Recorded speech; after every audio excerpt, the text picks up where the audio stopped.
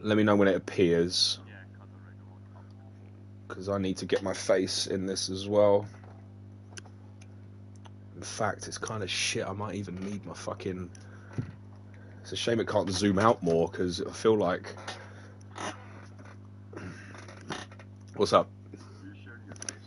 Yes, I am. That's kind of the whole point. Is it not? It's not showing yet, is it, my face? No, no, no, no, no, it's fine. I'm just adjusting the position, and I'm trying to move back a little bit to so you can sort of see the book as well. Problem is, it's... Oh, that's good. Right, Death Stranding 1, Death Stranding 2, the art of Death Stranding.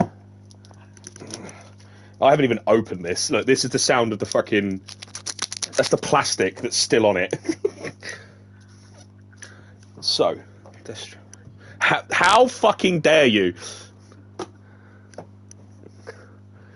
It's a collector's item. This is going to be worth. This is going to be worth dozens of pounds because that's how much I paid for it. Shut up! Ow! I dropped. Nope, I dropped my headset out of my head, and it ripped my head towards the ground. Right.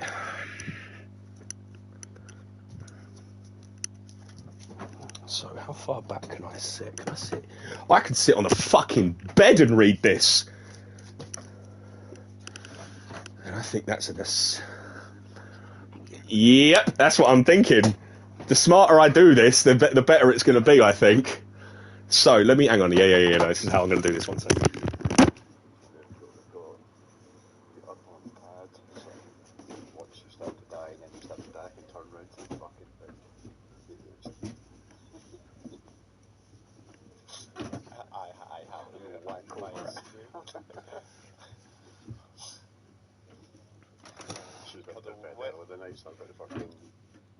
Where's your face, Cuddle? It's coming. One sec.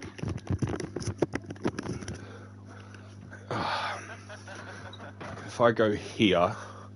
There we go. So, if I do... If I go this...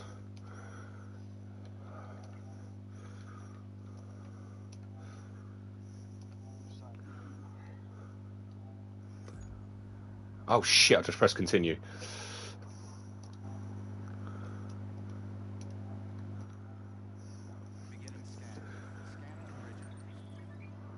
Let me just quit out.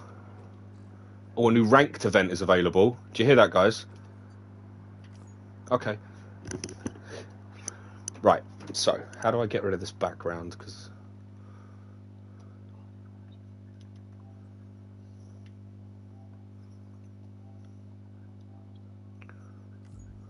I did it again.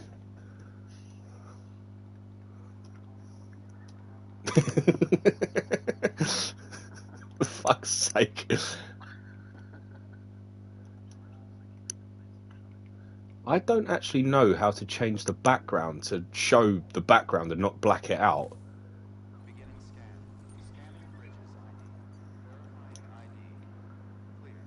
So Mav, you alright, Mav? Get comfy, my friend, because we are going to be reading this bad boy. And by we, I mean me. And there's a secret element to this that is going to be kept secret from the stream, but on Discord, I'm sure Will be more than happy to describe what it is that's going to be happening. I just need to work out how to do my damn camera, and then I can crack on. How the fuck do you do it? I don't know how. I'm just trying to turn it off so it doesn't have this... Hang on a minute, it's probably on the main settings. One sec. One sec. Oh, wow, I came up loud. Alright, so the audio's working. Right, let's have a look. Captures, broadcasts, camera, size, large, clipping mask. Ah, I can make a little pretty circle. Or a square. Or whatever the fuck that is.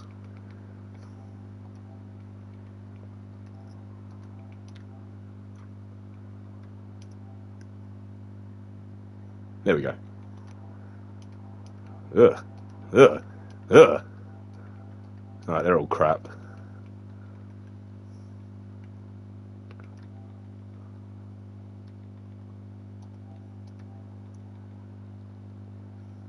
Fuck it. Whatever. That'll do.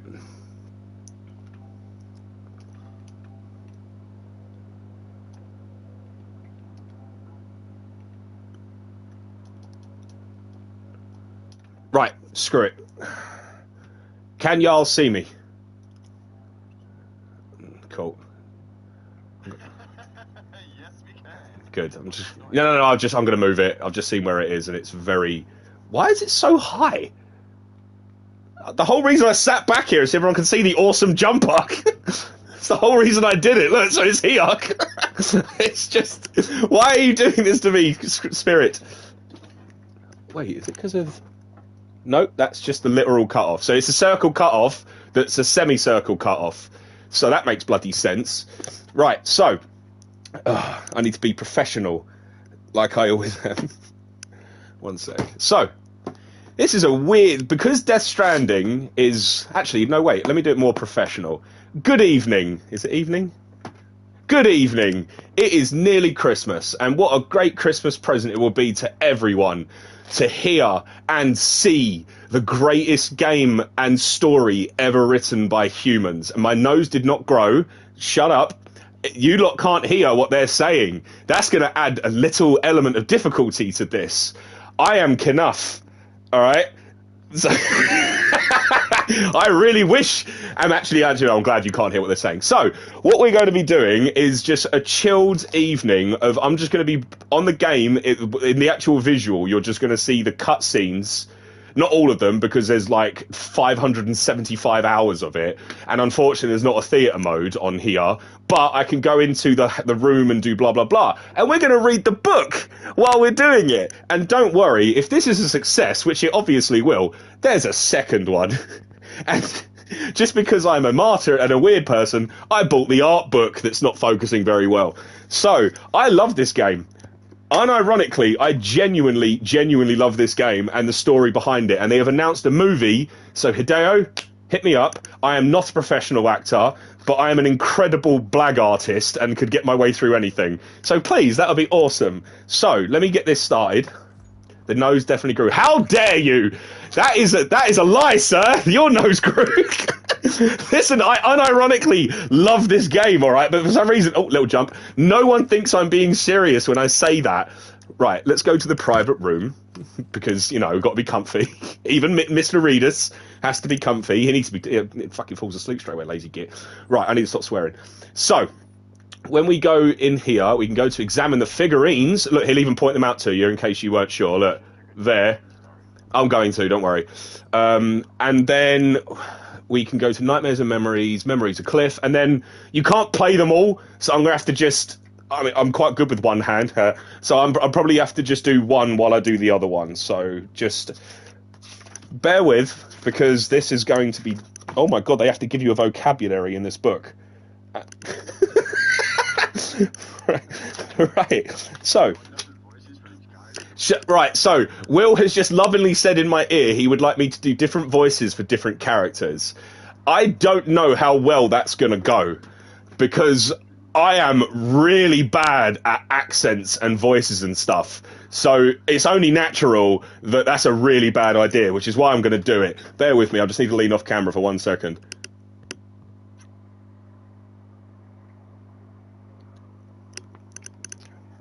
That was 3. Yep. I didn't mean to do 3. I didn't mean to do 3, but I did 3. So, let's just get going. So. Right, so, good evening, anyone. I can't even speak words. So, good evening, everyone. Yeah, no, it's there. So, good evening, everyone, and welcome to... I don't remember. What did I call this stream in the end? What's it called? Ridealong. No, I didn't. I changed it. Is that what it's called on the screen right now? Oh, okay, right. So, good evening, everyone. Jamie, reality's already bending, dude. I keep thinking this shirt is black and his jumper's black and white, and it bloody ain't. So, anyway. So, good evening, everyone, and welcome to the Cuddle Ridealong. This edition is going to be, I mean, we're already starting at the top of the mountain, ironically speaking, because this is Death Stranding. And as you all know, I love Death Stranding. Unironically, unequivocally, I adore this shit. Someone just left as soon as I said that. They obviously don't like Death Stranding. So, for anyone who doesn't understand this story and this game and everything, there's so much nuance to it. It's the most amazing backstory ever. Mads Mikkelsen's. In fact, you know what? Has it even got the names of the characters that are actually in this? Because that needs to be known. No, it doesn't. Sugar. So Norman Reedus is obviously the main character. We also have lovely Mads Mikkelsen, who have I actually met in real life and who complimented my arms. So he's my friend now. Put me in the movie. If I keep doing this, it might work. So, was the first thing you clicked called pounding? Was it really? Wait, I can't see it in my head. I can't read it because my head's in the way. Wait.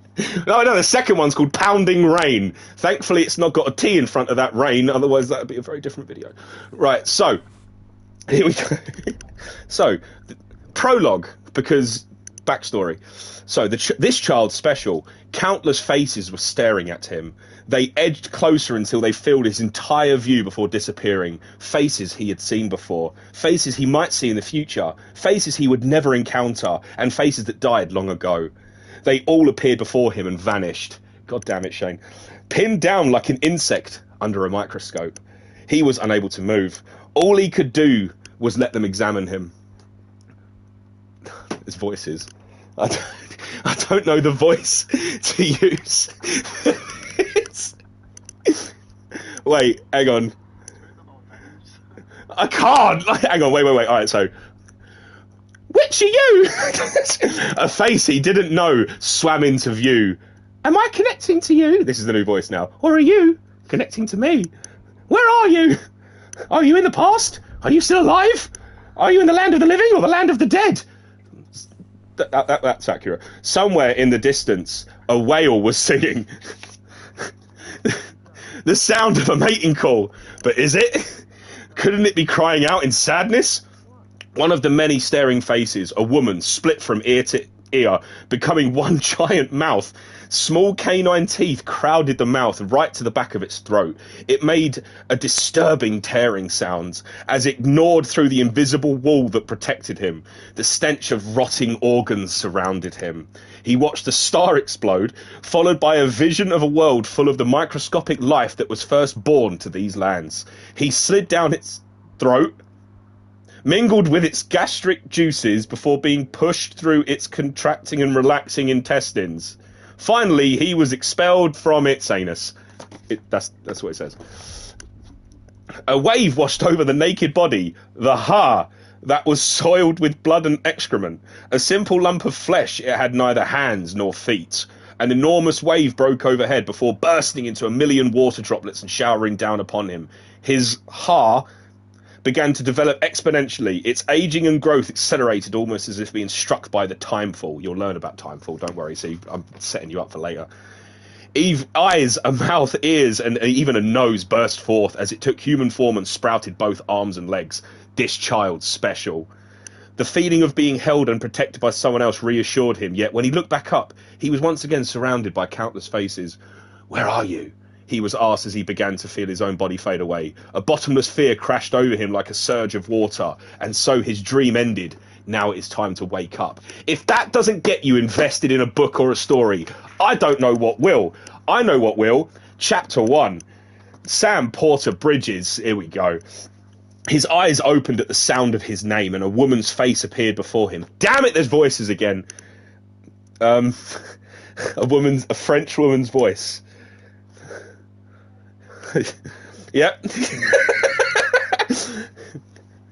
You're finally awake.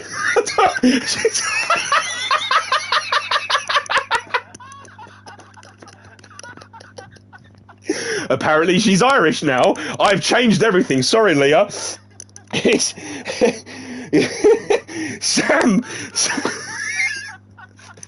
Sam flinched as his mind pieced back together his last waking moments. Jamie, shut up! He had sought shelter in a nearby cave to avoid the timefall. After unloading his gear, he'd laid down for a much-needed rest and must have fallen asleep. He couldn't have been out for long, though. I'm sorry, the young woman apologised. I didn't mean to scare you like that. She wore a black rubber suit, protecting her body from her neck down.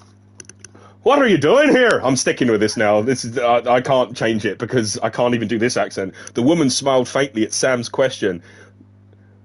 Oh, wait, no. So Sam's voice, ironically, is going to sound like mine, just to make it a bit more simple, because he talks actually not that much in this. Trying to stay dry, same as you. Timefall's let up. Sam's shifted his gaze to the entrance of the cave, where the storm of time-accelerating rain had passed, and faint rays of sunshine were beginning to peek out from the thin layer of cloud cover that remained. Thankfully, it had been moved on before the dead awoke. Right? My name is Fragile. The woman held out her hand, encased in a black glove. Sam frowned. He didn't have time for this. He pretended not to notice her offer and made his way over to his pack. Sam knew the mark depicted on the back of her suit, the unmistakable logo of two bony hands gently cradling a package. Yeah, I've heard of you. That's right, Fragile asked musically. Wait, musically? I've heard of you too, Sam Porter Bridges, the man who delivers. She's Irish again now, apparently. I can't do a French accent, or even an Irish or Scottish, or even English for that matter. Sam continued sorting his gear, ignoring her. It wasn't like this woman would have really known the real him anyway. You want it? Fragile suddenly held something out towards Sam's face. Is this a sex book?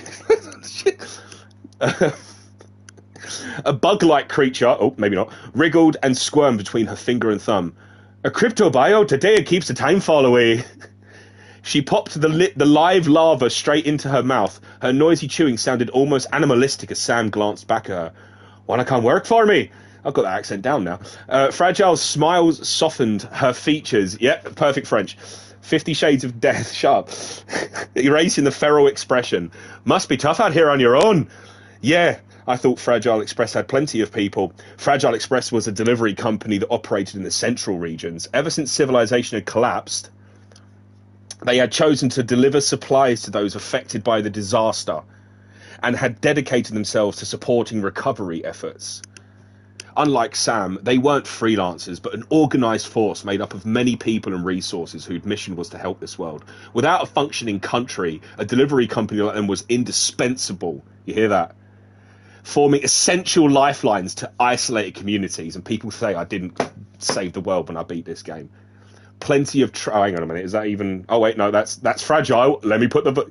Plenty of traitors, not much less with us now, save for a few honest folks. And on top of that, Fragile removed the glove from her right hand. Her hand looked like it belonged to someone else entirely. Covered in wrinkles and blemishes, the veins that protruded from beneath the skin only served to accentuate the boniness of her fingers. They were the hands of a decrepit old woman. Not much left of me either, got soaked from neck to toe. Fragile squinted into the distance, caught in a memory. Her eyes misted... I'm going to say something wrong. Her eyes misted like she was holding back tears, but there wasn't a trace of a wrinkle on her young face. She put the glove back on, concealing the time-full marred skin beneath the black suit that protected the rest of her body. I can't help you with that. Damn it, that was Sam. I can't help you with that. Sam... That even sounded a bit... I can't help you with that. Sam didn't know what she... Shut up. What she expected from him. No one could get back the time that had already passed or had been lost. I make deliveries. That's all. Oh, he's a hero. He's the boy. Fragile opened her mouth as if about to respond, not receive. But she was cut off by a static, buzzed voice calling out from Sam's codec device. God damn it, what kind of voice is this? This is Bridges, Central Dispatch. Freelance connector Sam Porter Bridges receiving is standing by for drop. Shane, stop it. Perfect timing. That's actually the next line. Sam picked up his baggage, hoping that she would get the message. Headed into town. Fragile picked up a small piece of baggage with a single hand. Her other hand was holding an umbrella. It was a slick, angular thing made of high-tech black and clear panels, looking more like a star or crystal formation than any umbrella Sam had ever seen. Watch yourself. Those things never stay gone for long, as if she said to herself as she twirled the umbrella. I didn't do the accent right, my bad, let me go back. Watch yourself. Those things never stay gone for long.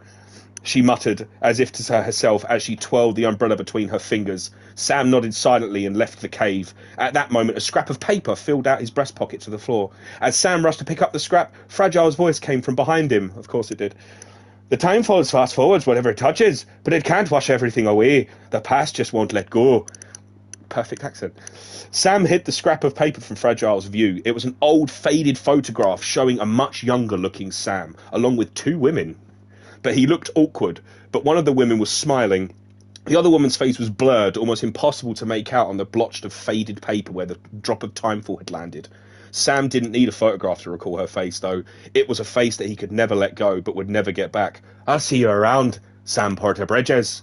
Sam folded the photo and slipped it back into his pocket before turning around to find that Fragile had already vanished. Central Knot City. The man's image vanished as if by magic, leaving Igor Frank with a memory of the man's scarred forehead and the lustre of his red jacket. He knew it couldn't be true, but he swore that he had felt the warmth radiating from the man's body and smelled his sweat in the air. The man's optical 3D form had felt so real. The hologram had stood there, breathing in and out, staring straight into his eyes to pass along the order as if the projection was truly alive. Ironic, then, that the man's work name was Dead Man. Didn't see that one coming, did ya? Igor left his private room and ran through the lifeless hallways of the underground Knot City. Only minutes had passed since the hologram of Dead Man had delivered the news. God damn it. A corpse has been discovered in a residential area. Despite his calm voice, the eyes left behind his eyes behind his spectacles had lost some of their composure. Sorry, Igor, we only just found it. It looks like it has been around 40 hours, so we're in a hurry. You're the only guy we've got. Oh, that was Dead Man? God damn it. That's the voice of Dead Man, apparently. The hologram of Dead Man lowered its head. The surgical scars across his forehead were soaked in sweat. Headquarters knows what you've been a part of, Bridges, too, and in the middle of preparing for that. This will be your last mission as part of the course disposal team. Igor flashed Dead Man a look. He knew there was no time to waste. He only had a few hours, and there was very few corpse disposal team members. If Igor was even slightly delayed, it was very likely that he could kiss goodbye to everyone in the city. Stakes are up now. Igor gestured towards some equipment on the wall and asked if he would need it. Dead Man nodded silently. This wasn't going to be a straightforward disposal. As Igor put on his uniform and picked up his equipment, Dead Man spoke again. Of course he did. Oh, Jamie, yeah, you're right. Thank you. I got into it! I'm sorry I had to put you up to this, but there are arrangements for someone to come and help. If he's on time, he should be... What is this accent? What did I do? How did I change it that much? He should be arriving at the distro centre soon. I can guarantee his tracks, record and abilities. I'm sure that he will be able to help you save the cities of Central Knot. So there was still someone worth a damn on this continent. Someone who could actually do something good from this dead-end world. See? I've sent his profile over to your device. Check it over later. Sam Bridges is his name. With that, Dead Man's hologram disappeared. Thank God. The noise and vibrations of the truck's motor resonated through Igor's body. Yeah, that was Robot Irish, wasn't it? On his left, the driver kept one hand on the wheel while wiping at the sweat on the back of his neck with the other. Igor instructed him to stop the truck before the front gate. He had worked with this driver many times before. Igor's job was transporting corpses from isolated wards to the incinerators. Every day was like walking a tightrope. If he put a single foot wrong, he wouldn't just be risking his own life, but of everyone in the city. Normally, he at least had the gift of time, but not for this job. There wasn't a second to spare. If he was just the slightest bit late, the corpse would go necro with a C, before anyone thinks it, and cause a void out, wiping the whole city.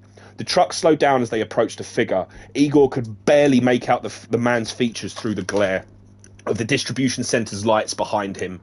He seemed to be a match for the man in the profile, though.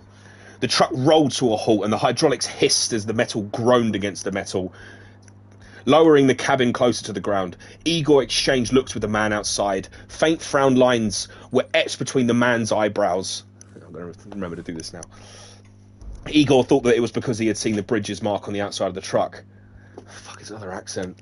So this is the saviour who's going to get us out of this mess? Was that Welsh? I was trying to be Canadian. Alright. Igor opened the door and climbed down from the cabin. He strode forward and held out his hand. Igor! Bridges corpse disposal. I can't do it. I'm just keep on flicking back to the same god that Jamie, shut up. Igor remembered the notes on Sam's profile. A freelance porter who suffered from dooms. Shane, shut up. He had been a member of Bridges up until around 10 years ago. Ever since his time in Bridges, he had displayed symptoms of... What the hell does that say? Aphenphosmophobia. Aphenphosmophobia. Yeah, all right. That's not me trying to do an accent. That's an actual word. And couldn't stand physical contact with others. Oh, yeah, I forgot about that. That's not in the book. Made me spit my drink everywhere. What happened? Sam may have refused to shake Igor's hand, but at least he met his gaze directly. Wait, who's saying this? Wait, what accent did Igor have again? Some sort of Irish Welsh robot. I mean, Igor sounds very Eastern European. Eastern Europe. He sounds Eastern. That accent I did sounded Eastern European. Luke! Got to get a move on! Everyone's Irish. I'll explain as we go. Come on, Igor said, turning back. That's the name Igor's, typical Irish name. Turning back towards the truck's trailer. Sam's footsteps followed behind him. Come and take a look! Igor climbed up onto the trailer and gestured towards a piece of cargo fixed at the centre. The worst thing is I remember this part of the game as well. He's got a Santa hat on! Christmas! It was around the same length as an average human male, a big lead-coloured chrysalis. He's got a date with the incinerator, Igor explained. Sam climbed up onto the trailer and inspected the dead man in the body bag. How long since he's flatlined? That was Sam. Sam asked, fixated on the body. It was clear Sam understood the peculiarity and urgency of the situation. We don't exactly know TOD, but I'd say it's been upwards of 40 hours. Their eyes met. He wasn't quarantined? Sam's voice was a mixture of anger and confusion. He wasn't sick. This was a suicide. The word alone brought back details from Dead Man's briefing, and Igor was brought just face to face with the weight of their mission. Oh, Jesus, Sam muttered, staring at the body. We're just lucky we found him at all. We got him on ice ASAP, but who knows when he'll go necro, with a C. As he explained the situation to Sam, Igor couldn't help but feel like he was covering for the dead man. Dying undetected and undiscovered and eventually going necro meant turning into the ultimate weapon of destruction. Unless you were a baby who was blissfully unaware... Blissfully? I just said blissfully! Blissfully unaware of the concept of death, there wasn't this not helping with you in my ear saying bigger stickers. Unless you were a baby who was blissfully unaware of the concept of death, there wasn't a soul on the planet who didn't know that. Suicide no longer meant killing only yourself. It meant it involved other people now too. To put it bluntly, this is a great line, suicide was an act of terrorism. That's right. Where are you taking him? Sam's voice sounded somewhat reproachful. Brushing it off, Igor booted up the device on his wrist. The device projected a map in front of them. Closest incinerator is to the north. Icons representing Sam and Igor's current location, along with the location of the corpse incinerator, were displayed on the map. Flowers. Sam screwed up his face. This route's crawling with BTs. Sure you can't use another? I wish I could, but there's no time. They had no choice. Oh wait, that's not speech. They had no choice. I'm just turning Irish. The corpse had been discovered far too late. Then just burn the poor bastard right here, said Sam, and put all that corellium into the air so close to town. I can't do it. Just get the next one going. Igor looked back towards the town. Sam was right though. Burning the body right here instead of attempting to make their way through the route infested with them. See, the BT monsters left behind from former corpses was the safest option. But the corallium released when a corpse was burned lingered for a long time, and exposure caused all kinds of issues. Depression, apocalyptic nightmares, and even suicidal thoughts. We all had those. And this was the entrance to the city. Yeah, thank you. That's a Tuesday.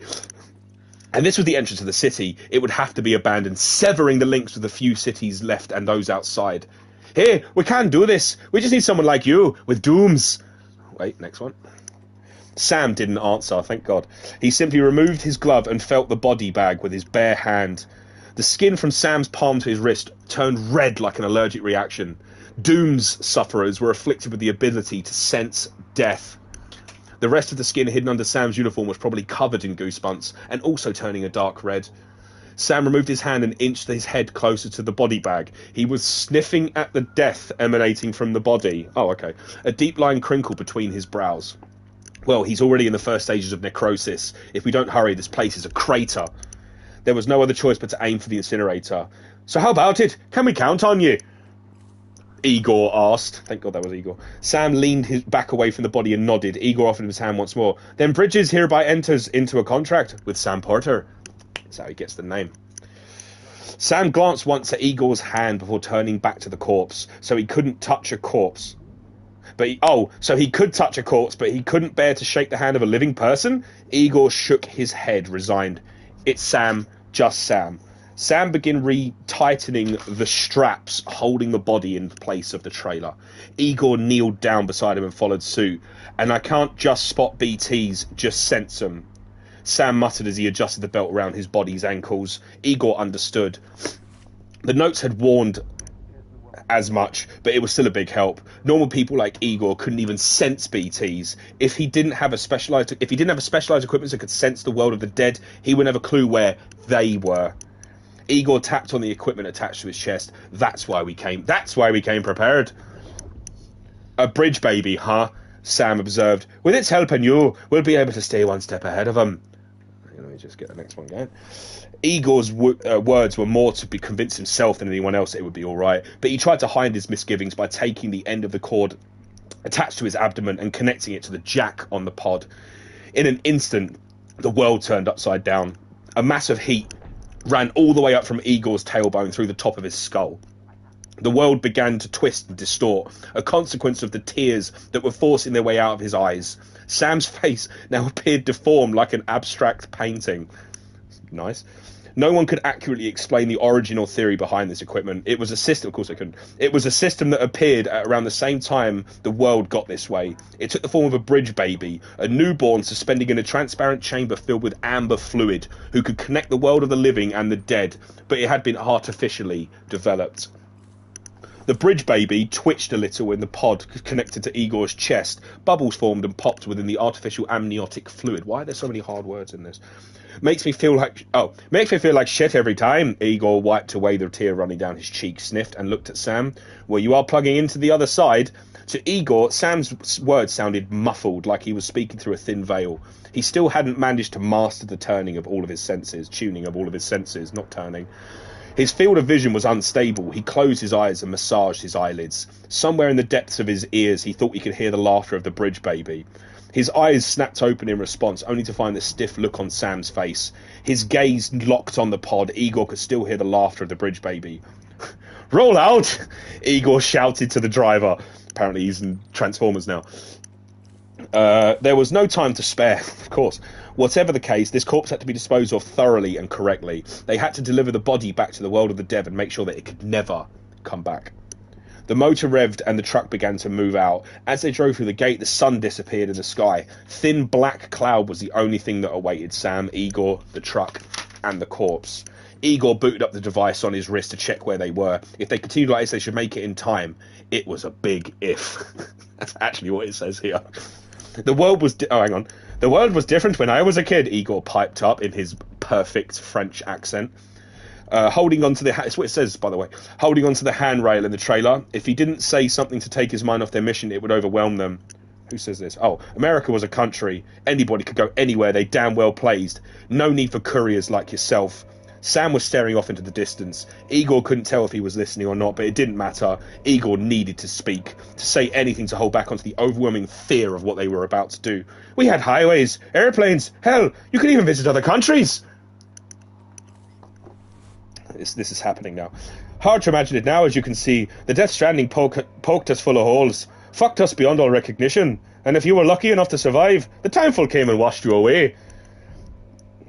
Highways, planes, other countries, America. They only existed as words now, concepts of things lost in the Death Stranding. It was surely only a matter of time before the words did too. Things were the first to go. Followed by language, the names of colours, animals, food, vehicles. Apparently not weird things. The names of feelings shared between human beings, they would all disappear eventually, and even if the words did survive, they would no longer have any connection to reality. They would be sacred and devoid of meaning. America was breaking down into an abstraction, a set of ideas without basis in reality. It was becoming more or less like God. Some controversy. Eventually, the generation who were born after America disappeared. Like Sam, would only become the majority. Okay, then America really would be like God, only the word would remain, along with the issue of devotion. Like a religious cult driven by their burning belief and fervour, the country would most likely become responsible for tragedy after tragedy. That's why people like Igor, who actually knew America, had to take it back, before it became like God, before the timefall washed it all away, before monsters destroyed this world. Then those freaks from the beach showed up. Not that I have to tell you. A slip of the tongue, Igor glanced at Sam, but Sam's expression gave nothing away. The lack of reaction spurred Igor on. The worlds of the living and the dead all mixed together, and that's when folks started holding up in the cities, and couriers like yourself got put up on a pedestal. What accent am I doing now, Will? What is that? Perfect. Okay, no, I'll keep doing it then. You lot can't hear him, but I can, so it's fine. Igor had been about to say that how that included himself and the other corpse disposal teams, but his words died in his mouth. Before them stretched a rainbow. Not a normal rainbow, curving up from the ground towards the sky. Instead, its arch was upside down, bursting from the clouds down towards the ground and back up again. An evil bridge that carried monsters over from the other side, so just like the normal rainbow. Igor pointed at the inverted rainbow. Sam surveyed the sky, most likely aware of it, and then turned his gaze back down to the body bag in his trailer. Shane, you're not wrong. A black tar-like substance was leaking out of the dull, lead-coloured body bag, especially out of the abdomen area. The cries of the BB rang inside Igor's ears. His view of the world around him distorted once more. Countless specks were floating out of the black mass and floating up into the air. When he looked a little closer, he could see them spiralling upwards, twisting into a single, thick rope. It was the first time that Igor had ever witnessed it. I am changing the voice appropriately. Can you not hear the perfect speech? The ha was beginning to go necro, and the car that was seeping out of it was trying to drag the beach here. That's what it says. Shut up. The beach was a plane between... The beach was a place between the world of the living and the world of the dead. It supposedly wasn't a part of the physical world, but a special place that existed in a different dimension. Normal people like Igor couldn't sense it, unlike those with dooms. Shane, you really think I can do that voice with what I'm already doing? Are you joking me? I'll try.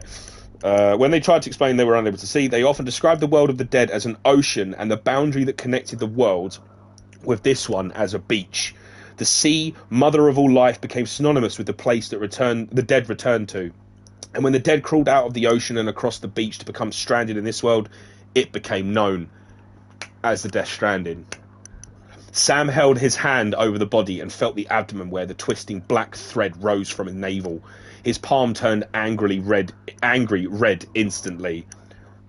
"How much farther to the incinerator?" Sam shouted. Tears were streaming from his eyes. The body bag was almost entirely covered in black mass now. The sky was darkening in response. "This guy's about to pop." "Shit, we're going to have to cut through the BTs." Igor tapped on the rear window and signalled to the driver. The truck accelerated and changed course to the left. Igor tightened his grip on the rail and crouched down low to avoid getting thrown from the trailer. This close, he got a good look at the body. The necrosis was spreading, farther gone than he had ever seen. Igor didn't know how many bodies he had moved before. Most of them were safe, and they had been able to estimate the time of death. All Igor and his team had to do was collect terminal patients from the isolation ward once they had reached the end stages of whatever was affecting them. And even when they received corpses that had died suddenly in accidents, there was still plenty of time to spare before the necrosis set in. Shane, that was a perfect Irish accent, okay? This was the first time that Igor had needed to transport a corpse that was ready to blow. Igor wondered what it was like inside the bag. The body had probably already decomposed into an unimaginable number of minute particles. The body bag was probably the only thing left to give the remains of any semblance of shape. If it was a casket of soft, woven synthetic fibres, once unbound, the mass would cease to look like a body at all. The truck leapt up into the air. Igor and Sam gripped onto the handrails with all their strength. A wind powerful enough to stir up the ground beneath them flew from behind, throwing the two men around like rag dolls in the trailer. As Igor squeezed his eyes to shut to brace for the storm of dust about to bear down on him, tepid drops of water began to fall on his cheek. His skin tightened. Kiki bitch. An itch quickly became a pain, spreading across his entire face. He'd felt this before, the sting of rapid aging. Where the water touched his skin, it left a trail of wrinkles and grey hair in its wake. That explains it for me, then. Sense it playing this game. Sensing the time fall, the hood on Igor's uniform automatically deployed, covering his head. Sam's doing the same opposite him. The timefall didn't care, driving down harder and harder. When they looked up, the entire sky was filled with black clouds, dark as a tar-like substance pouring out of the body bag. The light of the sun was completely blocked out, and a pool of P-A-L-L? Pall of darkness covered the landscape. I've never seen that word before. The same way that the timefall snatched away time from wherever it touched, the chiral clouds it fell from stole all sense of night or day. No matter how many times Igor had experienced it, it was something he had never gotten used to. The world felt suddenly wrong, and there was no way to orient himself. The headlights of the truck pierced this blanket of darkness and illuminated the torrential sheets of timefall. As Igor focused on gripping the rail, his nostrils were hit by the smell of the sea. Though they were nowhere near any ocean, the salty air flooded his senses and sent tears streaming down his face as he breathed in the unmistakable stench of the world of the dead. The motor whined and the headlights blinked off. In this world of only rain and darkness, the truck had lost all power and stalled. They're in trouble, aren't they? The driver was shouting and was struggling. Of course he was shouting, and was struggling to get the motor going. Don't worry, this is just a temporary blackout. Igor shouted through the rear window, trying to keep his voice steady, apparently, but it came out full of panic. Timefall interfered with electromagnetic waves and frequently brought down electrical systems, but they usually restarted after a while. Calm down! Igor was no longer just repeating that for the driver's... Oh, calm down! Igor was no longer just repeating that for the driver's sake, but his own sake too. As if his prayers had been answered, the driver's seat lit up as the headlights blinked back on. Igor looked at Sam's face with a faint sense of relief that he noticed that Sam's focus was towards his left shoulder. The tip of the Odradek sensor mounted on his shoulder had opened up like a splayed hand. Waves of chills, nausea and dizziness washed over Igor, combining with the smell of the ocean. The dead were inching nearer, but Igor had no idea which direction they would come from. I burped. The nervous Odradek was flickering open and closed as if trying to grip onto the very sky itself. It was the only equipment they had that would coordinate with the bridge baby to show the position of the dead. If the BB sensed the dead, the Odradek would show where. But how could it not find them in an aura of death this thick? Can you see anything? No, nothing, Sam shouted back, temper flaring. There was no doubt that Sam could also sense the presence of the dead all around them, his Doom's ability just as highly tuned as the Odradek's mechanical sensor. He peered out of the trailer through the dense cloud surrounding them. Igor, I'm glad there's two P's there, rapped on the pod. Come on, help me out, where are the monsters? Something like a whine came from the baby, and the Odradek began to swing around wildly like a broken windmill. This BB must be Oh, hang on. This BB must be busted or something. I'm going back to that, Igor said. All of a sudden, the motor roared back to life. The tyres screeched across the ground beneath them, and the truck began to shoot forward once again. The driver thrust his foot down hard to escape the aura of death that was engulfing them. Igor gripped the handrail even tighter so he didn't get thrown off. The numbing stench that had been offending his nostrils felt like it passed through his nose and out the top of his head. The rotating Odradek came to an abrupt stop. The robotic claw folded into a cross and pointed directly in front of them. That meant only one thing. That is where they were. The truck was headed straight for them. Igor tried to yell at the driver to change direction, but it was too late. The truck was shuddering hard as it raced across the rugged terrain, and the air was filled with the screams of the driver and the screech of the brakes. Igor could see a large black handprint stuck firmly to the windshield over the driver's shoulder, but its owner was nowhere to be seen. Igor's body lost all sense of weight. He thrust his hands out, groping for anything to hold on to. There was nothing to grab. He was screaming something, but couldn't seem to form any words. Igor was thrown from the trailer and smashed into the ground. He woke to the sound of groans. He picked himself up off the muddy ground and looked around. The groans were very close. The truck had tipped over onto its side. Beneath it, Igor found the source of the pain. The driver was pinned, his whole lower body hidden under a pile of metal. He was frantically twisting his body and waving his arms as if to try to fight off a wild animal. Drenched in timefall, his face had already transformed into that of an old man.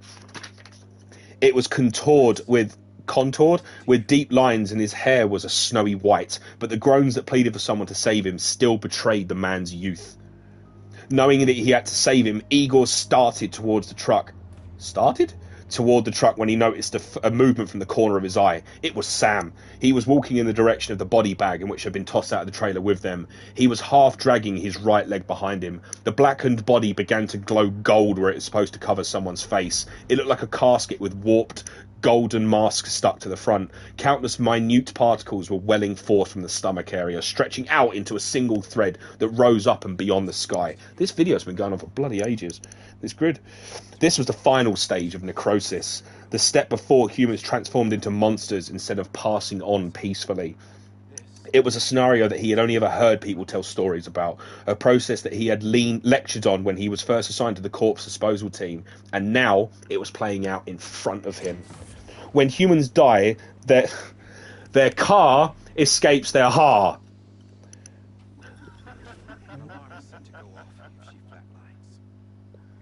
This was a concept that had been investigated by the ancient Egyptians and explored the two elements that make up life. Oh, that's quite nice. Egyptians when the body or ha necrotizes and lingers in this world, the soul, or ka, becomes lost in search of it. It reclaims the area where it died, looking for it for the rest of eternity. Bodies had to be burned immediately to let the soul know that there was no longer a body to go back into. Is this Scientology? If the body wasn't burned, the soul would become a beached thing, BT, and continue to search for the living. The last thing they needed was another body going necro. Igor slid his arms under both of the driver's armpits and braced his feet against the ground to try and pull him out, but the driver wouldn't budge. All Igor could do was try and ease the screaming driver's fear and pain. Shut up! Don't even breathe!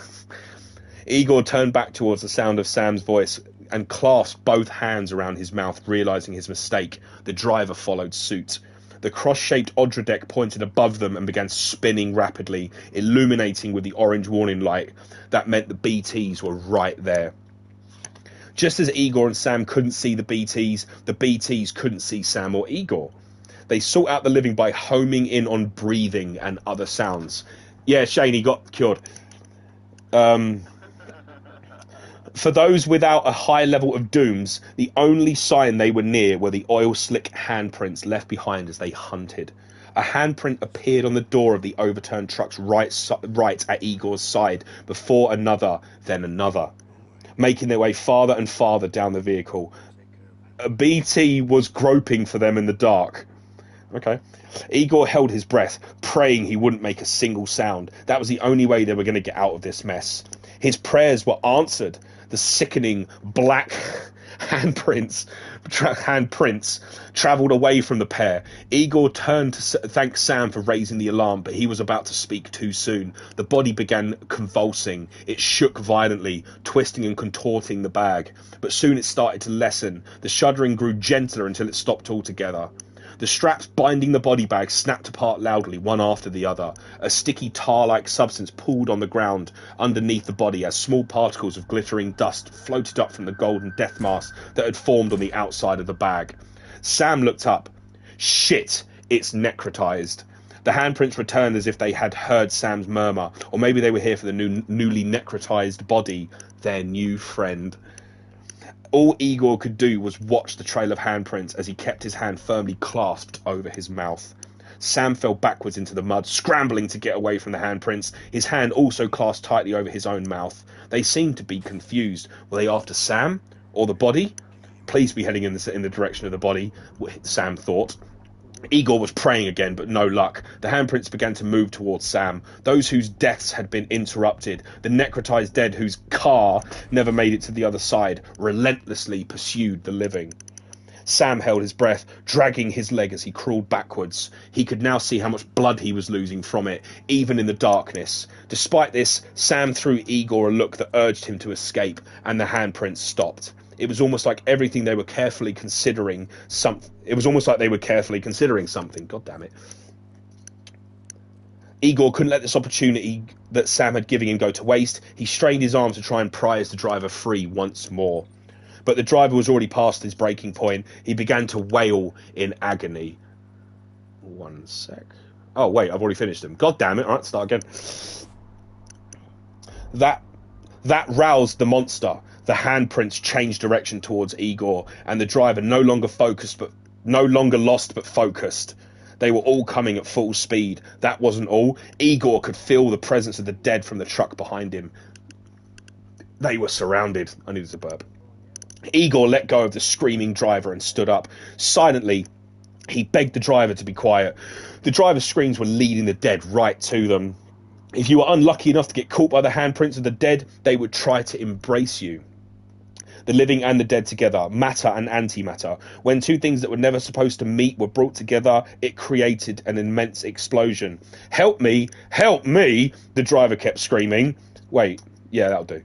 Those screams were proof that he was alive. Those screams were giving the dead something to aim for as they swarmed closer. Igor took out his handgun and pointed it at the driver. The dead didn't want the dead. If the dead embraced each other, nothing would happen. Igor readied his trigger finger. It felt so heavy that he didn't feel like his own appendage anymore. Before Igor could gather his resolve to pull the trigger, the dead grabbed the driver. Unable to move out of the way, the driver's body was yanked out from under the truck by an invisible hand and dragged into the air. Sorry. Oh, it's meant to be more heartfelt than that. Sorry. Igor's bullet pierced the driver's head and he died instantly. The dead lost interest in the driver immediately. Igor knew what he had to do next. He shot a look at Sam that said he would be putting his faith in him to finish the job, but behind Sam, a figure appeared on top of the overturned truck. Following Igor's line of sight, Sam turned around. It was too dark to make out the figure's face, and they were wearing a hood and cloak. Against their chest, a BB tank glowed red. The figure raised a hand into the air and pointed at something. Igor could smell blood mingling with the stench of stagnant water, the insufferable odour of rotting flesh. These smells crashed over him in a single repulsive wave. His head was splitting and a feverish chill ran up his body. He was going to puke. Right at that moment, a howl pierced the thick cloud cover. It was neither a cry nor a scream nor a growl, but rather a dreadful noise that could shatter the resolve of any man.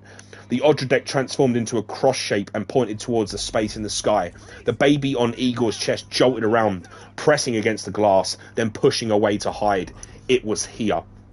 Igor's feet slipped. The ground beneath him was no longer solid and had begun to stream away. The new liquid ground coiled itself around Igor's legs. Numerous pitch black arms erupted from the water and tried to drag him down by the legs. They groaned with an insufferable hunger. He searched frantically. The ground around him had transformed into a sea of tar. There was no sign of the original terrain anywhere. Like a sea in slow motion, the tar around him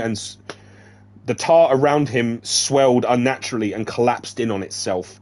The truck was gradually sinking between the waves, and the silhouette that had stood atop it had disappeared once more. The arms pulling at Igor's legs fought harder to tug him into the churning tar. He chose not to look down at his feet, but rather up above his head. This was the end. The silhouette of a giant human figure towered over him. The head was obscured by cloud, and the hands were gripping multiple ropes that were connected to the ground. The shadow yanked on the ropes, ripping up the ground to expose the innards of the earth. If he was eaten by a monster, it would cause a void out. That's what his manual had told him. Worst case scenario. The dead who had necrotized retained a lingering attachment to this world, not just to their own but all living things, and became stranded here, unable to move on to the world of the dead.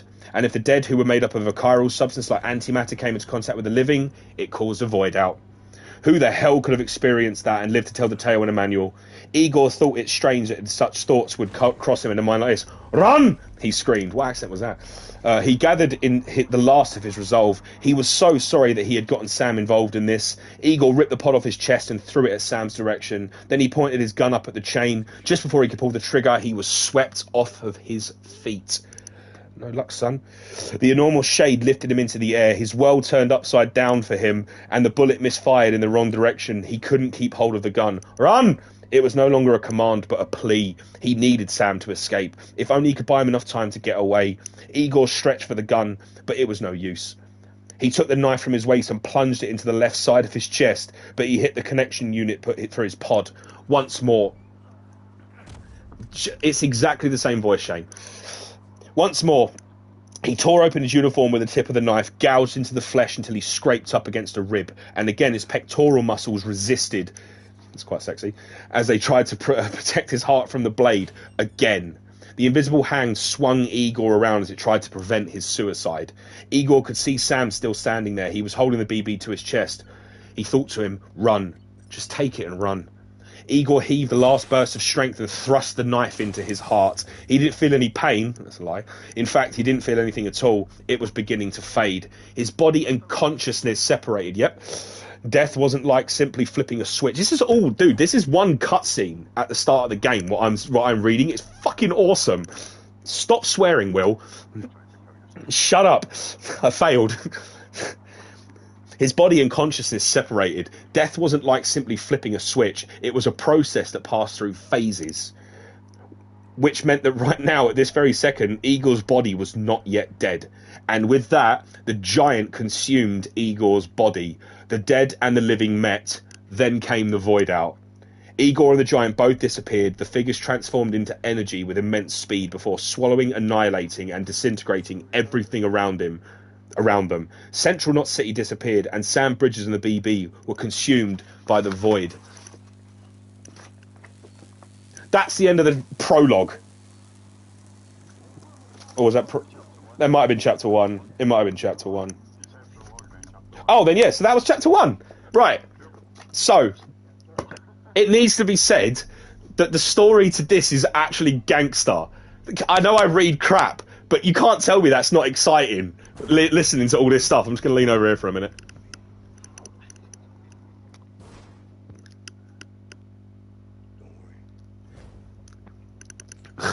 Disgusting.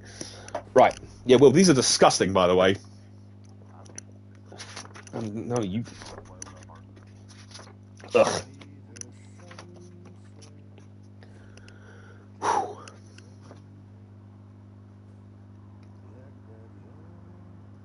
I'm just admiring Mads Mikkelsen singing at the moment. What do you mean you understood 1 in 10 words, you cheeky git?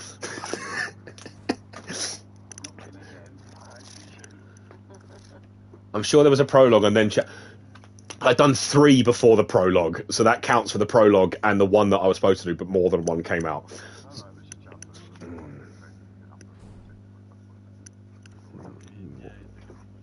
1 minute.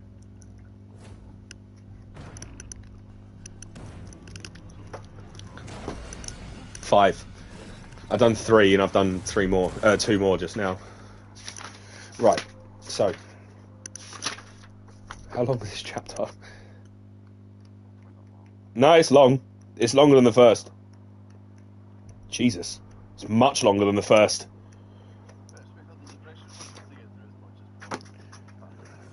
Fair. Right. BB, can you hear me?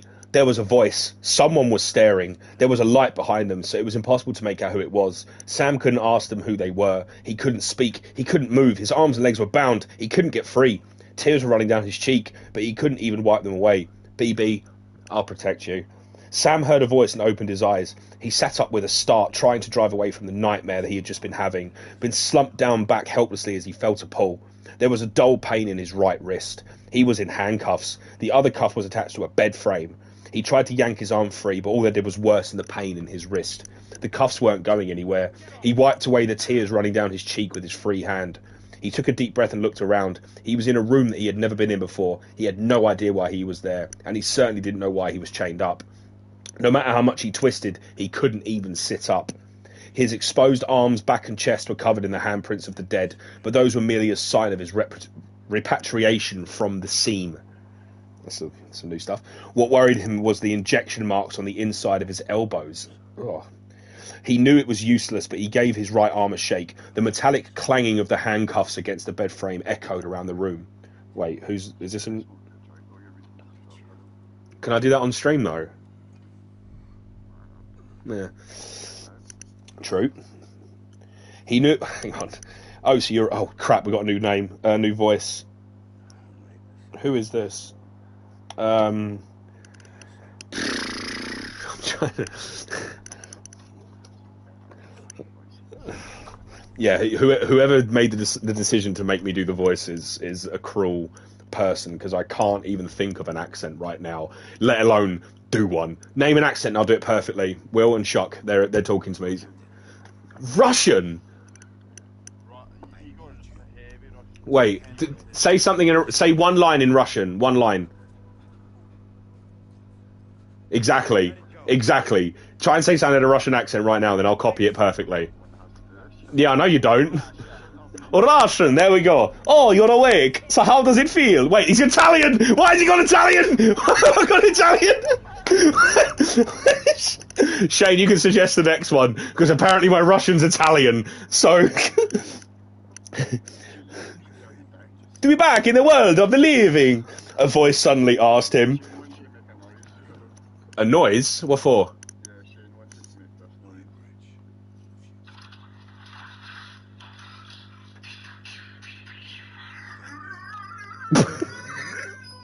Thankfully, that's not appearing, but that's really putting me off. Jamie, how are you offend? You spelled offended wrong. You put offended. Right. Oh, is Jamie Italian? Oh, then that means it was that good of an accent that it offended him, because that's how it works. Right. The man was wearing a long red jacket and was built like a barrel. Sam spotted a cuff on his right wrist. He hadn't even sensed the man entering the room. The man approached with footsteps that were far too light to belong to such a massive body. Sam looked up to see a forehead lined with large horizontal scars. I read the same line twice. They didn't make his face unpleasant, though. Perhaps it was because of the gentle light that had filled his eyes, the eyes behind the man's glasses. Oh, God. Don't worry, I'm a doctor. Well, a coroner. I'm Mario now. Originally, it clicked into place. His shiny red jacket must have been his medical uniform. When Sam looked a little more closely, he could see something that resembled a stethoscope hanging around the man's neck. The man held up his cuffed hand and twisted it in one smooth motion. The action was so quick and natural that it made him look like some kind of magician. The cuff attached to the bed frame opened in response. Sam could now at least get up from the bed, but the other cuff still hung from his wrist. I can't see the end of that, Shane. Or what's it? You're a mix between Luigi and You're going to say Drago or something. As he sat up on the bed, Sam examined the cuffs and then the man more closely. Call me dead, man. I'm well acquainted with the dead. Not like you, of course. Contrary to the name, I've never actually died. Not flinching under Sam's stare, the man called Dead Man held out one of his hands. Sam ignored it. He couldn't touch someone's hand like that. Moreover, he couldn't think of a single reason to shake this man's hand, especially when he was responsible for cuffing a sleeping man to a bed. Instead of a handshake, Sam decided to removing the other cuff. I would advise against that. I'm no expert, but I can assure you it's for your own protection. How has it gone Irish again? I'm so bad at accents! Dead Man rolled up the sleeve of his jacket and showed Sam his own cuff, as if he was trying to indicate that he and Sam were in the same situation. So I'm a prisoner. These aren't handcuffs. There's cutting-edge devices to keep us all connected. Us? Sam repeated back. Dead Man gestured at the wall behind him. Sam turned around and came face to face with the symbol of a spider's web stretching across the North American continent. Oh, us. Yep, bridges. Sam thought he caught a hint of pride in Dead Man's voice. That was Dead Man. Humanity's best hope for the future, or avoiding it. Extinction, if you prefer. Dead Man muttered, showing Sam the badge on his lapel. It was the same as the motif on the wall. Right, where am I? What time is it? Sam asked. Ignoring the question, Dead Man raised his hand again in the same swift movement as before. He removed one of the cuffs and showed it to Sam. Watch me! Try pressing it against your skin, like this! Dead Man clamped the cuff back around. It takes away a bit of the sting of the how epic the character is with this accent, but we're doing it now. Sam placed the cuff back around his own right wrist. He felt a pain pierce his skin for a split second and let out a yelp. That just means your body's got a good connection to the cuff link. Look, look! The cuffs will watch over you 24 hours a day. That is to say, we're here to help. A monitor floating in the air displayed Sam's vitals, including his temperature, pulse, blood pressure, and brainwaves, along with the date and time. Wait, I've got to get back onto the next clip. Actually, I might as well just keep playing those last two. They were like quite long and decent. That, and then that, and then that. There we go. Sam had never slept in this long after returning from a void out before. Someone must have done something to put him out for longer. During that time, we took the liberty of collecting fluid samples from you, Deadman explained unabashedly. Sam touched the needle mark on his right arm. You're a repatriate. That makes you very special. I can't do the hand. There wasn't a sliver of guilt. Deadman didn't even try to hide the curiosity in his void when it came to Sam's unique ability to survive void outs. His manner was more like an academic than a doctor. Did he also know that if Sam's body was damaged for any other reason, his car would not be able to come back to this world, nor would it be able to pass on to the world of the dead? His car would be forced to eternally wander between the two. Nobody could understand how frightening that thought was. Certainly not this man. This man who had drawn Sam's blood and other fluid while he was passed out in a coma just to satisfy his own curiosity about Sam's anatomy. Nothing more than an academic endeavour. What happened to the CD, guys? Central Knot was obliterated in the annihilation. Place is a crater. A light flashed in Sam's mind and he bit his lip. The voices of Igor and the driver filled his memory and Sam hung his head in shame. The only one to get to... Oh, wait, hang on. The only ones to get to continue were you, for obvious reasons. And your broken bridge, baby. I'm rolling my R's now. Deadman made the whole thing sound utterly mundane. He must have known all about Sam's dooms. That would have been par for the course if he was a part of Bridges, though. Is it alright? Oh, wait, no. Is it alright? Sam asked. It's been marked for disposal. Didn't work anymore. Why keep it? Deadman replied. They disposed of it, even though it had returned from the other side, he thought. Sam couldn't fathom what the hell they were thinking. Deadman stared at the ceiling, lost in his thoughts. Why does he read there's so much speech? We lost everyone. Igor and the driver from Corpse Disposal. Most of the implementation team and second expedition team. Every soul in Central Knot City, including HQ. All of the area around where you caused that BT to void out is just one huge crater. What accent? I've gone Borat. Still Luigi? Okay, cool. Deadman removed his glasses and rubbed the corners of his eyes. We're at our base in Central Knot City now, or should I say, our new headquarters. Sudbury seemed the logical choice, but our implementation team has been decimated. And there's only so much they could do in 2 days. Things here are a mess. Fortunately, the director and his support team were out of town at the time, so the chain of the command still remains intact. Yeah, that works. He sounded like he was trying to convince himself that things were still okay. Central and Capital were the largest cities on the East Coast and happened to lie adjacent to one another. It was a miracle that Central was the only city to get annihilated. I hate to do this so soon, but I have a job for you. Deadman's expression softened, and the haggard look on his face disappeared as though it had been an illusion. Meanwhile, Sam was still lost for words. Of course he was, the only person I could do my normal bloody voice. The BB, Igor, Knot City and the Bridges implementation teams were all gone now, and once again he was the only person left behind. This pattern is from where you repatriated? Deadman had circled behind Sam and was making no effort to hide his curiosity, but putting aside everything that had happened while he was asleep. Sam couldn't hate this man despite himself. Normally Sam would have kept the other man at a distance and given him nothing but silence. But for now he let Deadman inspect his handprint-covered body. Maybe it was some kind of atonement he could offer for those who had died. The numerous handprints all over Sam's body were a record of his crimes and punishment, an endless cycle of death and rebirth. There was most likely a new mark somewhere on his back where Deadman was looking, a brand to remember the void out and his subsequent repatriation. Deadman reached forward with the probing manner of a doctor, but Sam withdrew his arm as soon as it sensed life emanating from Deadman's fingertips. It was an animal reflex, the instinctive behaviour of a creature trying to evade capture. I see, Deadman nodded, neither angry nor surprised. Oh, they're making me read the word again. In a Luigi accent. I spent phosmophobia? No wonder you were out there alone when no one could... Oh, no wonder you were out there alone when no one could touch you. Sam gave up on finding a reply. He was alone. Not only was he rejected by death, but he couldn't even stand the touch of the living. I'll try to be more careful, Sam, pulling his hand away. Deadman pointed to the trolley in the corner of the room. So, the job is an urgent delivery. Laying on top was a small attaché case-like briefcase. I need you to bring the president some morphine. It is very Dracula. No, you're right. It's very Dracula. What president? America is gone. You talking about the mayor of Central Dot? No. Not the mayor. America lives on, Sam. It has gone really, really Dracula. The president is in final stages of cancer, in critical condition, but there's still time. Why me? Look, Sam, do as I ask, and I promise that will all make sense. Why don't you do it? Sam asked. Deadman shrugged, shook his head and smiled at Sam. Because I'm not really here.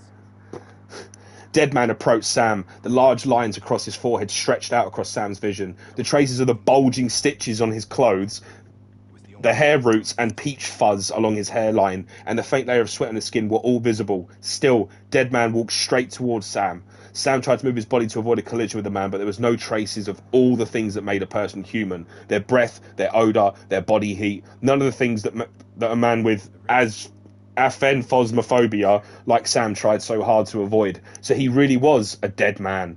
He only really understood afterwards. Deadman's body passed right through Sam.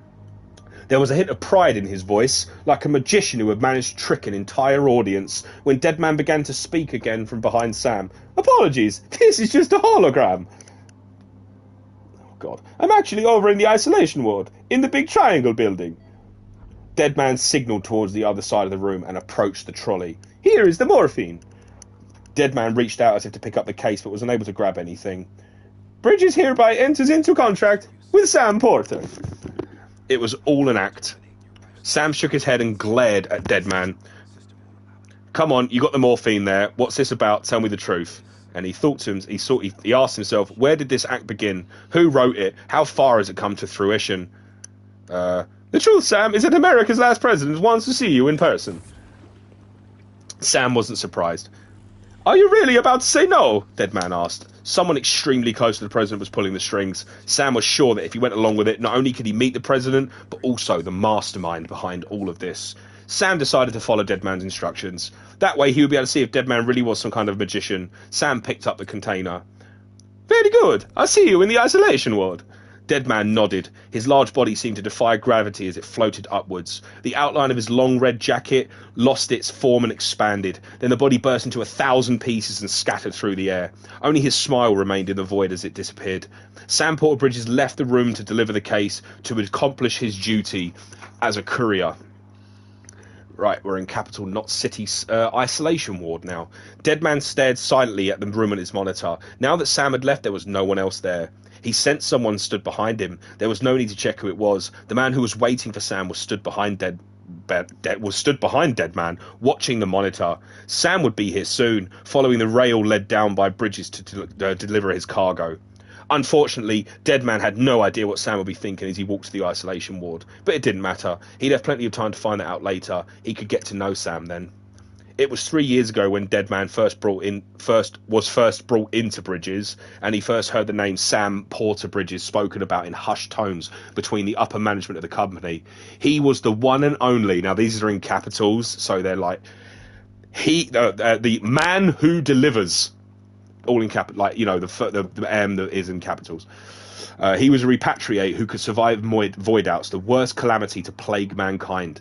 Deadman also heard that if Sam lost the Ha, that he would be repatriated back into this world, that he would be doomed to wander the scene between worlds forever. In other words, his soul would never pass on to the world of the dead.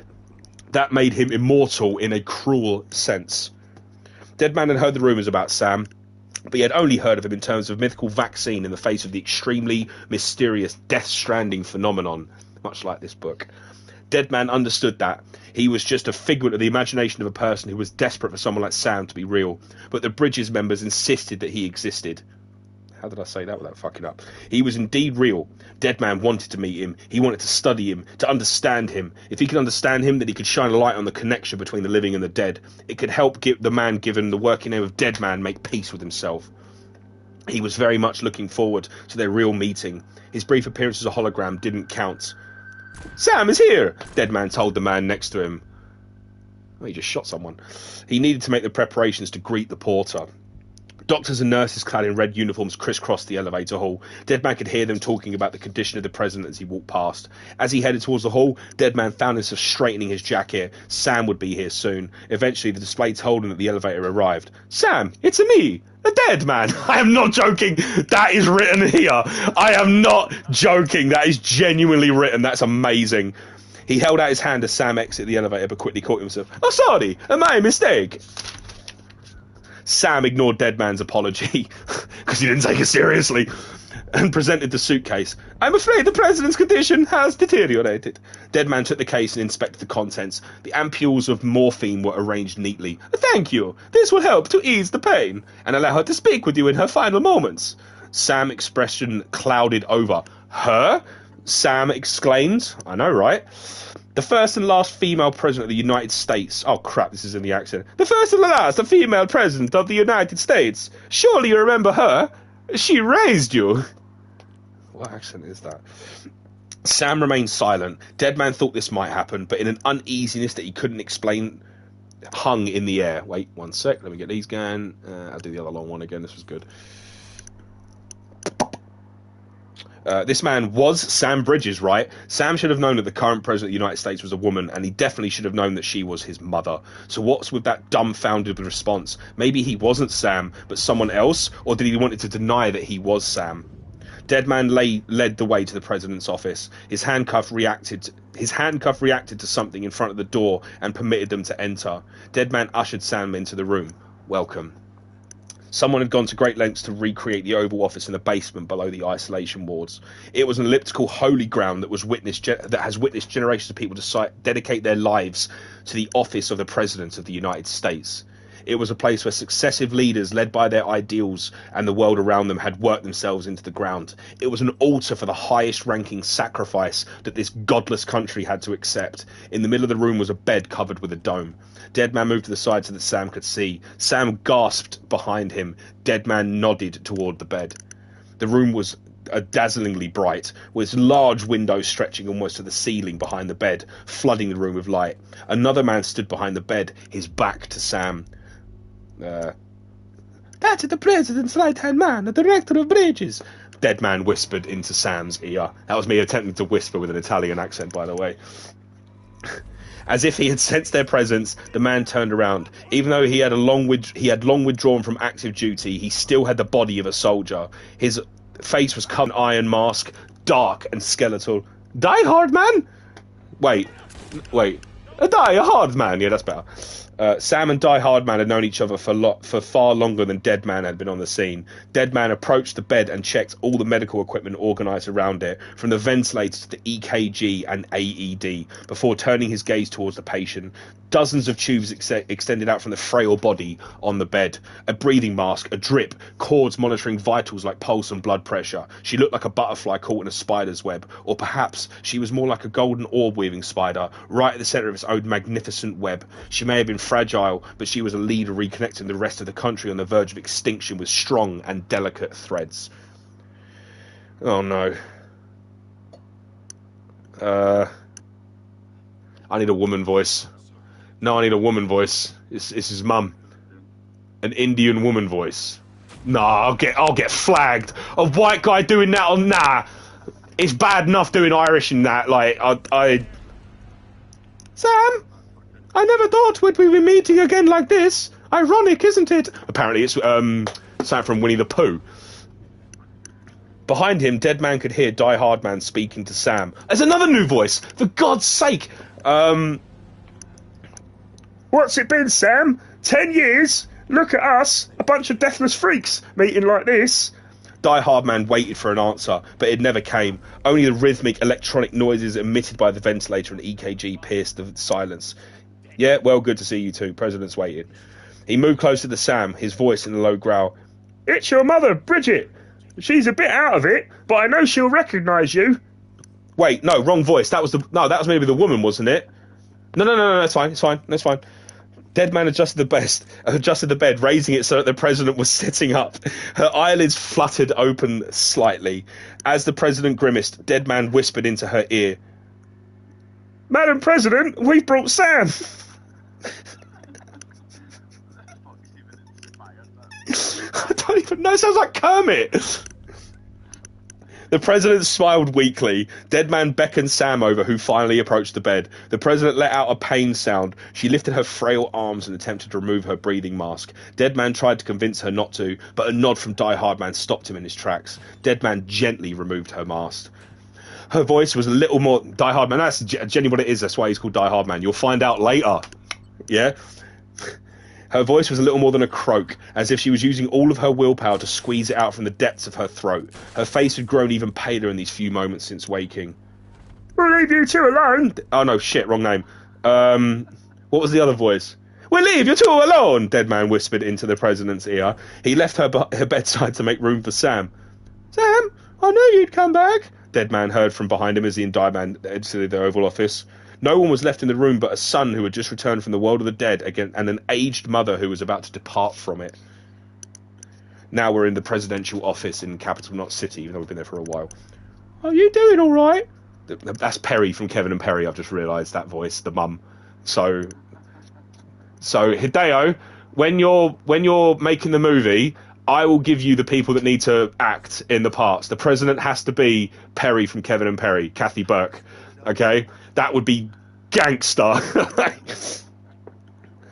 I've just seen Matt just piped into the thing saying, what the hell is happening? Matt, so just to catch you up, since I'm now starting at the presidential office, I'm reading the Death Stranding book, and I've got some gifts from Will to help me, if you know what that means. So,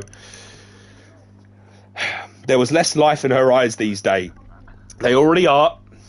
She had a gentle smile on her face, but her gaze was unstable and roaming. She tried lifting her arm, searching for Sam. Sam backed away from the bed slightly, unnerved by the thin and fragile-looking limb.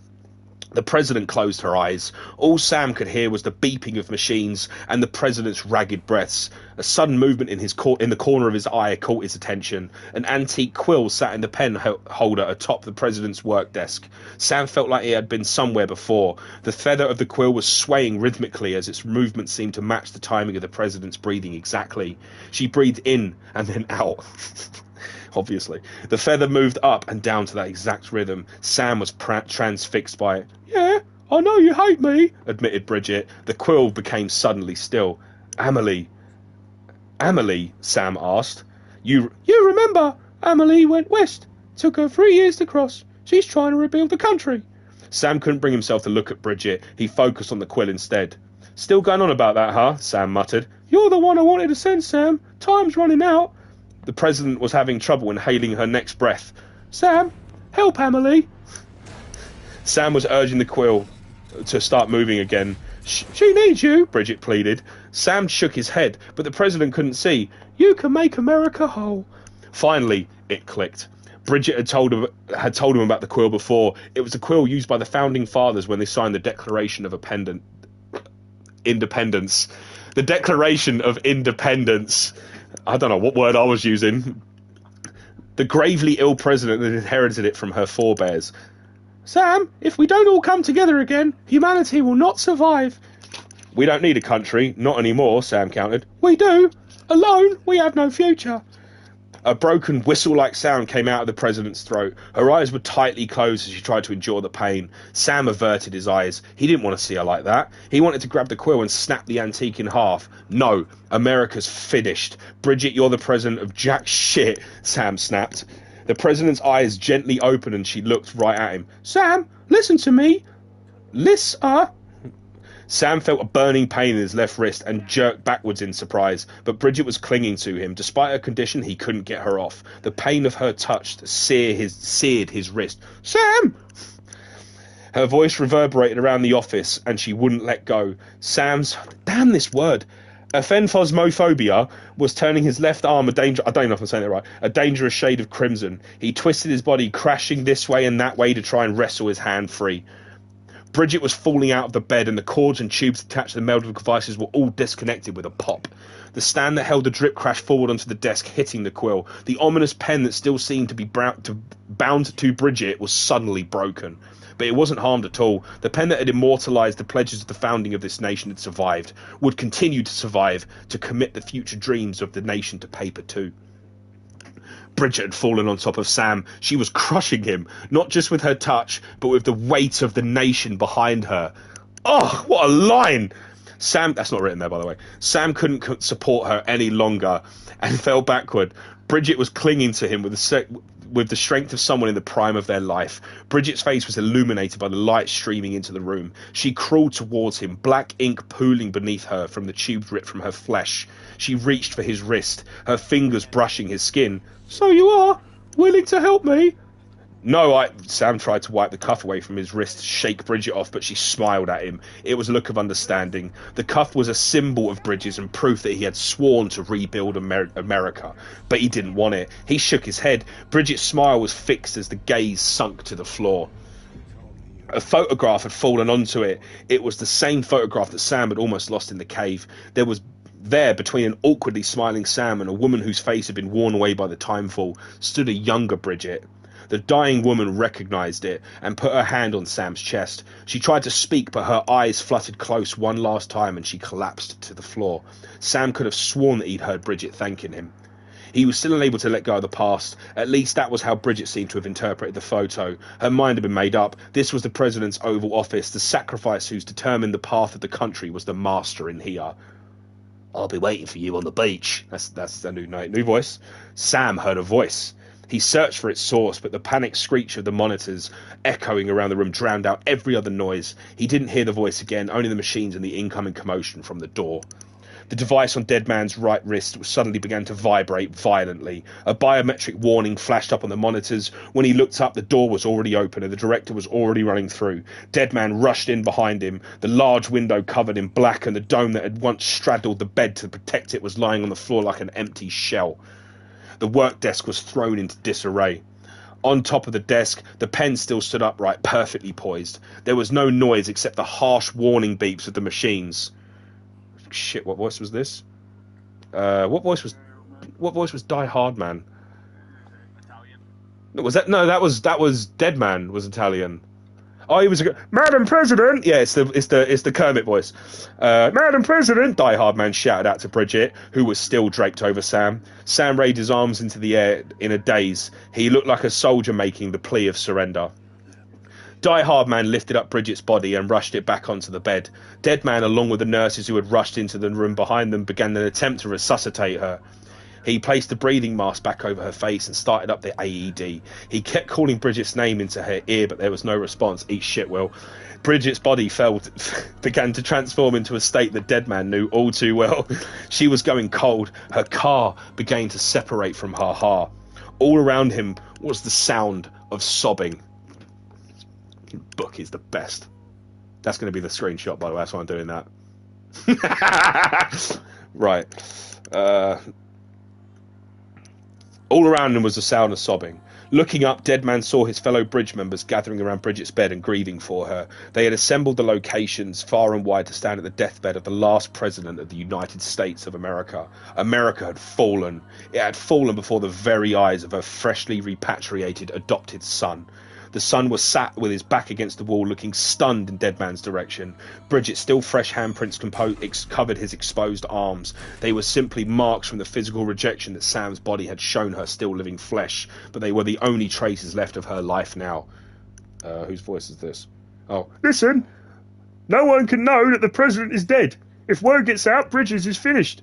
Now, what happens here does not leave this room. Do you understand? Die Hard Man whispered to Dead Man urgently. Dead Man nodded and looked back towards Bridget. Her death... Oh my god, that's tragic. Her death would be celebrated by those who had no interest in rebuilding America. Bridget had been the great backbone to those who still believed in this country. If she disappeared, everything would collapse. The lights flickered. I need to turn this. There we go. The dome on the bed contorted and disappeared. Then the desk, the sofa, the carpet, then the portraits on the wall went. The elegantly curved border of the window and the gently blowing curtains. Even the finely crafted door, one by one, they all disappeared. In their place was a cold floor and walls that dully reflected the light. Even the bed had been stripped of decoration and transformed into a functional and basic medical bed. The only remnant of the president left in the room was an American flag that dropped from the rafters. That was fast, Deadman thought to himself. The moment the president died, the hologram that had been projecting the veneer of the Oval Office shut off. The holograms of those that were located far away dispersed too, and the place where the men were right now would turn back into a standard hospital room. Although now it felt more like a morgue. Hang on, let me start another one. These cutscenes are awesome, by the way. Only these last two, though. They're actually long and decent. Shut up. Although now it felt more like a morgue. They had to be quick and dispose of the body properly. Even if the dead body in the room used to be the president, she would receive no special treatment. Death came to all human beings equally. Deadman was in charge of disposing of the body. He couldn't even begin to mourn the president's death until he had finished the prescribed disposal procedure.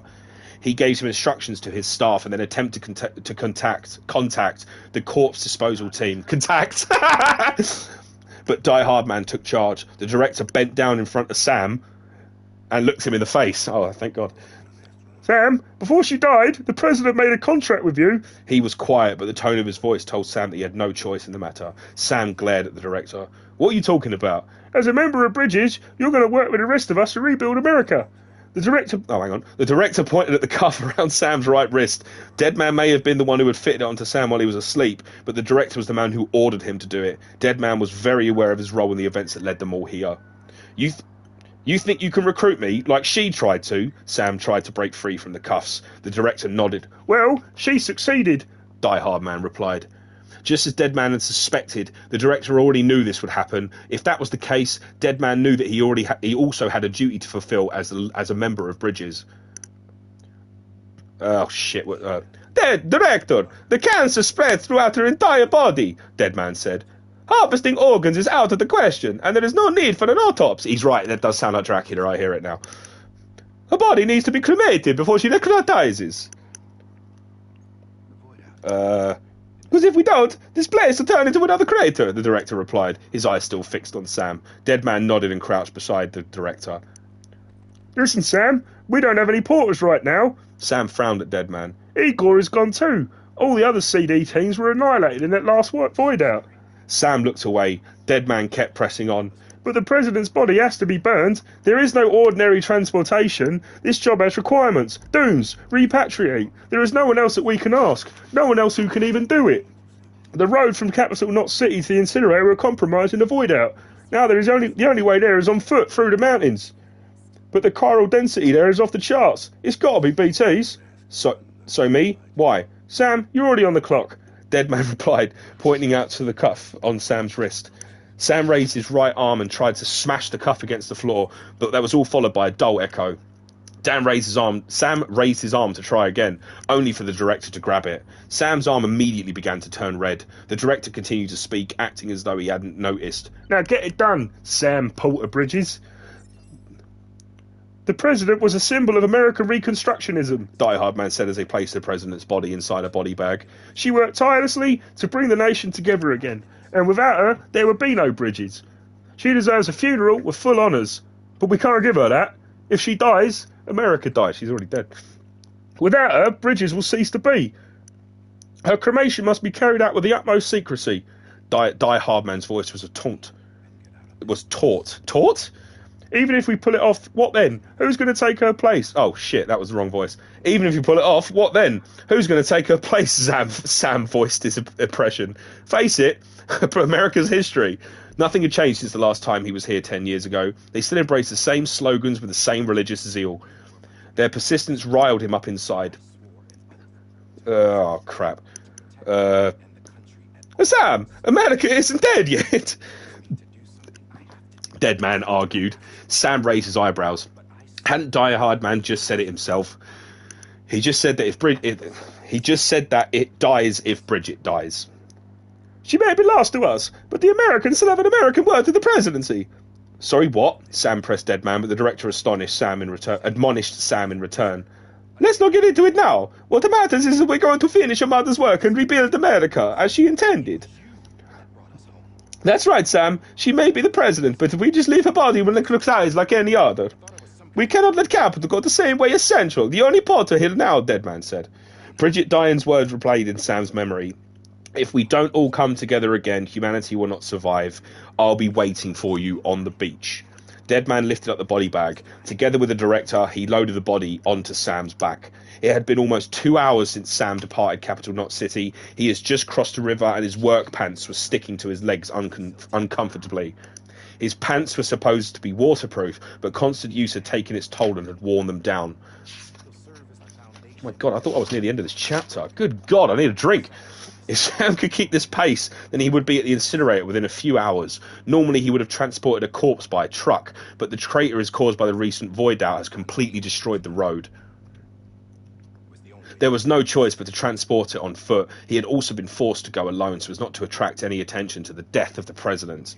The cufflink on Sam's right wrist began to vibrate. It was a codec call from Deadman. Sam couldn't help but groan. Deadman and the director called this cuff a device. They claimed the gadget wasn't meant to restrain Sam and they only fitted it so they could remain in constant communication. Yet he couldn't remove it. No matter how the pair tried to explain it, the cuff was nothing but a chain to keep someone in check. Sam, can you hear me? They obviously didn't give a damn about Sam's circumstances. They may have carried the moniker Bridges, but it was clear they only cared about where they were coming from, not what was waiting on the other side. Sam decided not to respond. You're making good time, but be careful. You'll soon be approaching a territory. I know. This may have been the first time that he had to take the route between Capital Knot City and the incinerator on foot, but it was by no means his first foray into the area itself. There had been an increase in the number of jobs to the capital and central areas in recent months. The east coast of North America had once been the political and economic centre of the United States. It's the reason why Bridges had established their base there, around the home of the presidency. To Sam, it was a place that held many painful memories, but also gave him nostalgia from happier times in his childhood. Back then, he could never have predicted what cargo he would have to transport here someday. Sam kicked out a nearby stone. If they were going to force him into transporting the body, they should have mentioned any possible problems earlier. He hated their hypocrisy. They were pretending to protect him when really all they had done was enslave him. I know where BT territory is. I also know a way to get around it. I don't know when Bridget is going to necrotize, and frankly, that isn't my responsibility. All I know is we're not lucky, then that's it. Okay, that makes sense. Sam didn't sense any kind of lie or scheming in Deadman's faltering voice. Notes from previously. He really did seem to be worried about Sam and the rate of the necrosis. I won't tell you to trust me, but I'll make sure to clean up this mess of yours. Once this is all over, I'm going to have to remove these cuffs. That was meant to be Sam's voice. God damn it. I just did 3 bloody lines in that stupid voice. I won't tell you to trust me, but I'll make sure to clean up this mess of yours. Once this is all over, I'm going to have you remove these cuffs. This is the last job that I do for you. Sam couldn't keep the anger out of his voice. Deadman let out a fuzzy laugh and then cut off the communication. The grass of the plains fluttered in the wind. The incinerator was just past the hills in the distance. If it had been built in a basin to try to prevent some of the spread of the chiralium that was emitted from the as a corpse was burned. The BT territory that Deadman had identified over the codec call, where BTs roamed and life and death uniquely existed together, was right next to the incinerator. To be honest, Sam didn't know exactly where the area was, but with his experience and his ability to sense BTs, he had a good idea. It didn't appear that there had been any change in the state of Bridget's corpse yet. It had still only been a few hours since she had died, and it didn't look like any of the accelerated necrosis the Deadman was worrying about had occurred. There was no need to rush. It wasn't as much as an emergency as a job that Sam had taken along with Igor from the corpse disposal team. It may be a little more time, but it would be better for Sam to circumvent the BT territory. Sam closed his eyes and focused his consciousness. Using his whole body as an antenna, he increased his sensitivity to his surroundings. Then he took a deep breath and began to walk, all so that he could deliver Bridget Strand, not only the President of the United States, but the mother who had raised him, to the world of the dead, uninterrupted. We're now at the incinerator, but I do need a fucking drink. I'm dying. Actually, I say drink. I mean gingerbread man.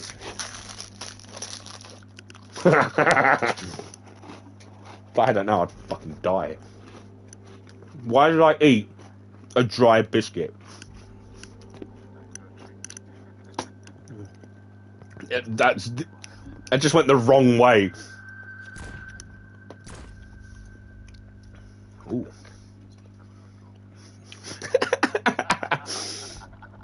As soon as he emerged from the narrow path flanked by cliffs, the landscape before Sam opened up into a vent a vast basin carved out of the mountains. At the centre was a large squat building with angled sides, funneling up into an enormous chute, the incinerator. Sam jolted his soldiers to readjust the position of the cargo on his back. He had managed to go around the BT territory just as he had hoped, and there were still no signs of necrosis from the corpse. Now he just needed to deliver the load. It was almost over. Bridget's body would be burned and her car would be sent to the world of the dead, and she would never be back. It would all be over, America and the nightmare of its revival too. The gate to the incinerator scanned Sam and let him in. Inside the structure, large pillars stood at evenly spaced intervals, the almost non-existent lighting that cast deep shadows throughout the empty space. Sensing Sam's approach, a round pillar rose up from the ground. It was a delivery terminal that handled the receipt and consignment of cargo. Hang on, let me get this back on again. Humans were treated as cargo after they crossed over to the other side. The hard devoid of a car was nothing more than an object. The only people who visited this place were the corpse disposal teams. There were no permanent staff, so the facility had not been maintained.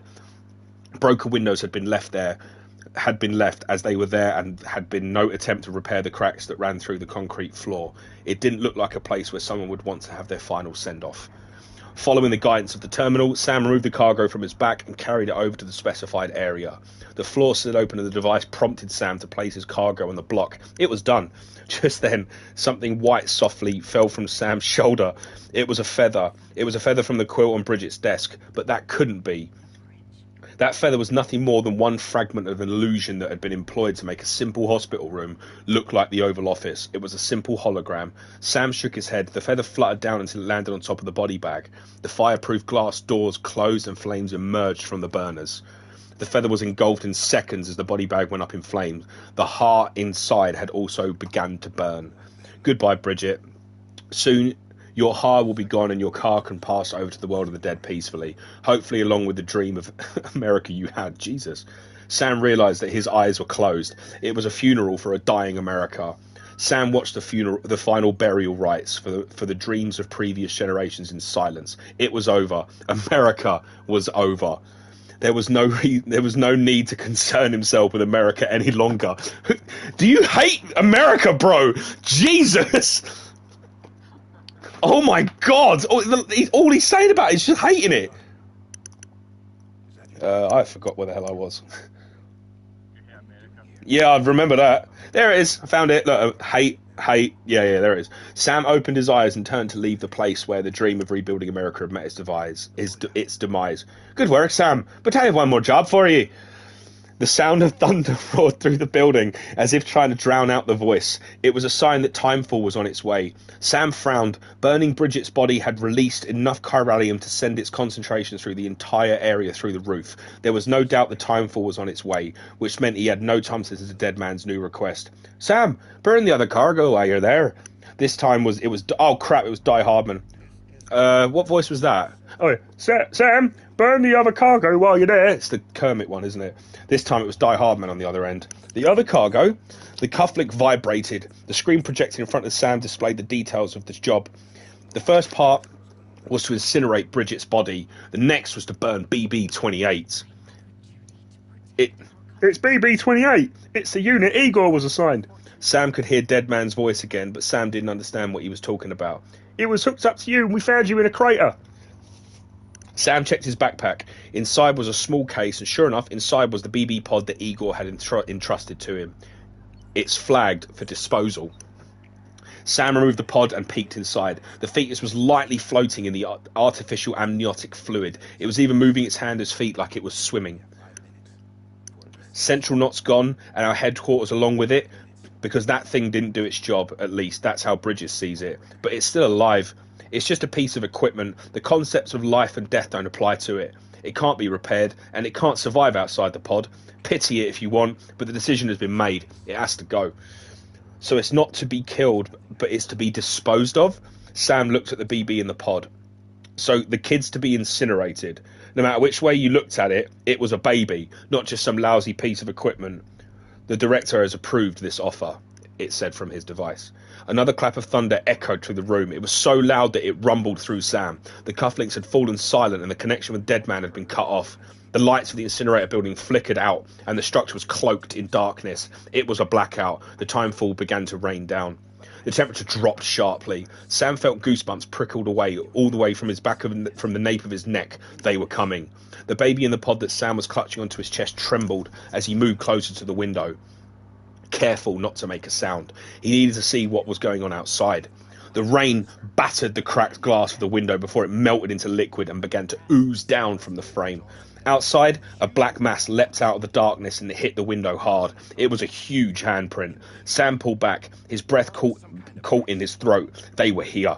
Sam held his breath and focused on the outside of the windows. Before he knew it, tears were rolling down both cheeks. The handprints searched for life inside the room. First they traced the edge of the windows before discovering a crack in the glass, whereupon they entered and descended the wall down towards the floor. Wow, I'm straight in Mads Mikkelsen's brain. Oh, it's gone. Sam backed away from the prints until he was pressed against the wall. Then he made a beeline for the exit. His flesh flashed cold with every step, and waves of chills and nausea assaulted him. The rain thrashed down harder and harder. Even if Sam had wanted to look outside, he wouldn't have been able to. He closed his eyes and tried to sense the BT's positions. Sam felt immense pressure, which meant there must be dozens of BTs surrounding the incinerator. All of the corpses that hadn't been incinerated in time were swarming the area. All of a sudden, the codec exploded back to life and pierced Sam's eardrum. The voice belonged to the director. "Sam, what's your status? The corallium density is still increasing." Any increase was proportional to the proximity of the world of the dead. That meant that the world of the dead was closing in. If Sam couldn't get out of there, the dead would never give up their search for him. If he stayed, there would be another void out. He couldn't make another crater. This was Bridget's final resting place, and for many people before her too. Sam had to protect it. The baby moved inside the pod under Sam's arm. He had to protect him too. The only ones alive here were Sam and the BB. He had an idea. Sam grabbed the umbilical cord that was stowed with the pod. He wasn't sure that his plan was going to work, but he and BB had repatriated from the beach together. Maybe that meant they were most likely compatible. Sam plugged the end of the cord into the socket in his abdomen. Couldn't read that. Nothing happened. Sam checked the connection and shook the pod. The baby kept his eyes closed as the artificial amniotic fluid sloshed around. It didn't react in the slightest, so it really was defective. Or maybe it was already completely broken. "Hey," Sam urged silently, not daring to make a noise. In his head, he told the baby that it would be coming home with him. He heard the baby laugh. An electric shock ran up through Sam's abdomen and hips before shooting up his spinal cord. His brain began to scream and his consciousness exploded. His skull was demolished. His scalp was torn off and the outline of his heart faded. He could see a vision of the baby laughing inside the pod. Sam returned a smile. His consciousness had incorporated and converged with the BB. He was keenly aware of the new connection they now shared. The Odradek had activated on his left shoulder and began to search out the dead. And then he saw them, the shapes of the dead getting beaten by the rain. What was going on? Sam's breath caught in his throat. It was something he could never have imagined. Human figures were suspended in the air, but connection with an umbilical cord-like tether that snaked up out of the ground. When Sam concentrated, he could see the silhouettes were formed of minute particles. The particles writhed irregularly, forming the shape of a human. It looked like they couldn't see Sam. All they could do was hear the noises and sense the breathing of the living. Sam would have to try and conceal all evidence of his presence to escape past them. It was lucky that he had the BB. Normally, all Sam could do was sense the presence of the BTs, but the BB augmented his abilities. Now he could see them too. He covered his mouth with his right hand and held his breath. Then he took his first steps out of the incinerator building. The timefall was falling in sheets. At this rate, it would be soaked in an instant, and he wasn't sure how much shelter from the rain his hood would be able to offer him. If he dawdled, the rain would surely eat through his deteriorating porter suit and age the skin beneath. Sam dropped to his knees and followed the outer wall of the incinerator building. The tip of the Odradek was giving off a white-blue light and restlessly opening and shuttering as it probed the space through which the dead were drifting. They still hadn't found him. If he continued through it, following the wall, he should be able to get out of that area. Sam stroked the pod on his chest. "Come on, BB," as if to answer him. The Odradek pointed out in front of Sam. It had transformed into a cross shape and was fixed in position. The amber warning light glowed brightly. They were approaching. Sam stooped down closer to the floor and held his breath again. The hair on the back of his neck burned hot. A rotting flesh smell pierced his nostrils. There was a huge crash right above his head. Sam didn't need to look to know what it was. A big black handprint. I'm glad it said handprint on this page. He couldn't move. He had to remain still. After holding his breath for so long, Sam started to feel dizzy. His vision began to blur, and the sound of the rain seemed to come from a great distance. The ground had slushed up into a sticky, tar-like substance. The handprints followed the wall downwards, leaving the imprints right beside him. A red streak flowed into the depression in the ground. Sam's blood was leaking out through a tear in his boot. The invisible hands were lost. Every time they groped outwards, they were pulled back in again. Suddenly, the handprints changed direction, as if they were afraid of something they should not touch, and went away. After a while, the Odradek's petals shifted from the shape of the cross to its normal configuration.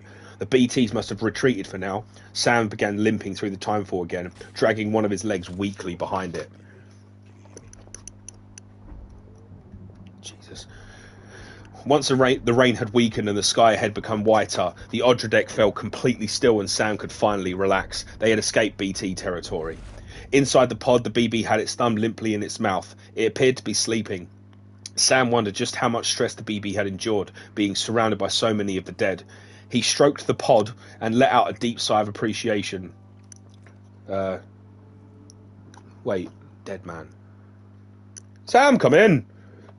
Wait, no, he wasn't. Was it the Irish one? No. That's Die Hard Man. Dead Man's the. Oh, it's the Luigi then, isn't it? Yeah. Sam, come in. It was Dead Man. Did you connect to that BB? Dead Man asked excitedly, not even waiting for an answer. That one's defective. I've never heard of someone like you with dooms using one before. It's too dangerous. When someone with dooms hooks up to a BB, why am I kind of Jamaican? Hooks up to a BB. Your feelings and memories cause feedback. I can't do the accents. I can't do it for a long period of time. I just can't. Good. The next line then. Sam ignored Dead Man and looked up at the sky. There were no longer any clouds lingering there to bring the timefall. The outline of the sun was a little fuzzy, but the road ahead looked free of danger. Now Sam had just had to get back. Then he could remove this damn cuff and go on being Sam Porter. The only worry that Sam had left was this BB. He wondered if it really was defective, as Dead Man claimed. Maybe it was broken because they had overused it? Sam peered into the pod and mounted on his chest. The baby continued to float in the amniotic fluid with its eyes closed. It wasn't the first time Sam had used a BB. There was porters who used illegitimate BBs, and Sam occasionally borrowed BBs from them. How many times I just said the word BB? So he recognised the disturbing truth in Dead Man's words. Although the reality was probably even worse than Dead Man imagined. After equipping a BB, the feeling of hopelessness would overwhelm him, the nausea and chills he could endure. But it was the depression and suicidal urges that really got to him. It was all because he had dooms. With you there, bro? Yeah, you have got some allies with that one, my friend. But this BB was different. Sam didn't feel any of the alter effects that he usually felt with when he used the other BBs. It could have been because they had come back from the beach together. So many annoying words in a row. But whatever the reason, he felt a special affinity for this one. Don't spoil it for later on, all right? Don't read the ending, because that's a big moment, that is. That's why he wanted to save it. Maybe he could do something with the bridges tech. The gate leading into Capital Knot City came into view. Dead Man Codec Call put a dampener on Sam's spirit as the Odradek at the gate scanned Sam and ushered him in. Oh, thank God. Dead Man's words stopped Sam in his tracks. If he took the kid back to the ward, it would have been disposed of. Sam tried rapping... I'm glad it's got two P's. Rapping on the pod with his knuckles. But the BB didn't respond. It didn't matter if he called out to the pod, stroked the pod, or shook the pod. There was no change. Sam unplugged the cord and removed the pod from its chest unit. If he reconnected it, maybe he could get the pod restart. Without the cord plugged in, the window of the pod turned black, so Sam could no longer see the BB at all. When he picked the pod up and cradled it, the only thing he saw staring back at him from the dark glass was the reflection of his own face. He hated seeing his own sad expression and looked away. He heard laughter. That's terrifying! Is it reading me? Figures. With a spark of renewed hope, Sam reconnected himself back to the pod. The BB's laughter echoed inside his head. It was reassuring, high-spirited laughter. Good. Hang on. Let me put this back on. That and that. Sam closed his eyes and tried to feel the connection with the BB. Don't worry, BB. I am your papa. All of a sudden, Sam heard a voice he'd never heard before. Of course he bloody did. A face he didn't know was staring down at him. It was a strange vision, almost like he was seeing it through a haze. He was somehow struck by both fear and nostalgia. Sam shook his head to rid himself of the hallucination. As the distribution centre gate opened, Sam unplugged the cord, removed the pod from his chest, and made his way down the slope. Right. It is 9:10 right now. I am going to leave that there.